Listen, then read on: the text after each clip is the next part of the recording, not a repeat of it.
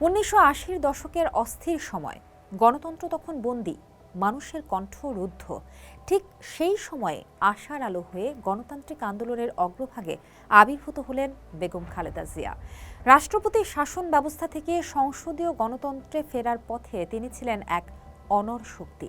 দীর্ঘ লড়াই, বাধা ও ষড়যন্ত্র পেরিয়ে তিনি নির্বাচিত হন বাংলাদেশের প্রথম নারী প্রধানমন্ত্রী এবং মুসলিম বিশ্বের দ্বিতীয় নির্বাচিত নারী সরকার প্রধান হিসেবে। অনেকে বলেছিল তিনি নাকি দেশ চালাতে পারবেন না, কিন্তু তিনি প্রমাণ করে দেন নারীর নেতৃত্ব কেবল সক্ষমই নয়, বরং ইতিহাসও গড়তে পারে। ১৯৯৩ সালে দক্ষিণ এশীয় আঞ্চলিক সহযোগিতা সংস্থা সার্কের চেয়ারপারসন হিসেবে প্রথম নারী নির্বাচিত হয়ে তিনি বাংলাদেশকে নিয়ে যান আঞ্চলিক কূটনীতির কেন্দ্রবিন্দুতে। নারীর ক্ষমতায়নের যে বীজ প্রেসিডেন্ট জিয়াউর রহমান রোপণ করেছিলেন, মহিলা বিষয়ক মন্ত্রণালয়, নারী কোটা, পুলিশ ও স্থানীয় সরকারে নারীর অন্তর্ভুক্তি, বেগম খালেদা জিয়া সেই বীজকে রূপ দেন আরও বৃহৎ পরিসরে।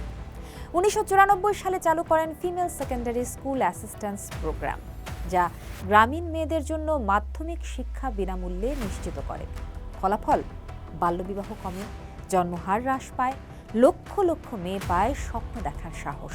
তিনি শক্তিশালী করেন প্রাথমিক শিক্ষা ফুড ফর এডুকেশন এবং পরে প্রাইমারি এডুকেশন স্টাইপেন্ড প্রোগ্রামের মাধ্যমে। স্বাস্থ্য খাতে চালু করেন health, nutrition and population sector programme, যার ফলে মাতৃ ও শিশু মৃত্যুহার উল্লেখযোগ্যভাবে কমে আসে। ১৯৯৫ সালে প্রবর্তন করেন বেগম রোকেয়া পদক, নারীদের জন্য রাষ্ট্রের সর্বোচ্চ সম্মানগুলোর একটি। সংসদে নারী সংরক্ষিত আসন ৩০ থেকে বাড়িয়ে করেন ৫০। নারীর কণ্ঠ পৌঁছে যায় নীতি নির্ধারণের কেন্দ্রে। ধর্ষণ, অ্যাসিড সন্ত্রাস ও যৌতুকের বিরুদ্ধে প্রণয়ন করেন কঠোর আইন ব্যবস্থা। দ্রুত বিচার নিশ্চিত করতে গঠন করেন বিশেষ ট্রাইব্যুনাল। ২০০৫ সালে বিশ্বখ্যাত ফোর্বস ম্যাগাজিন তাকে স্থান দেয় বিশ্বের সবচেয়ে প্রভাবশালী নারী তালিকায় ২৯তম অবস্থানে।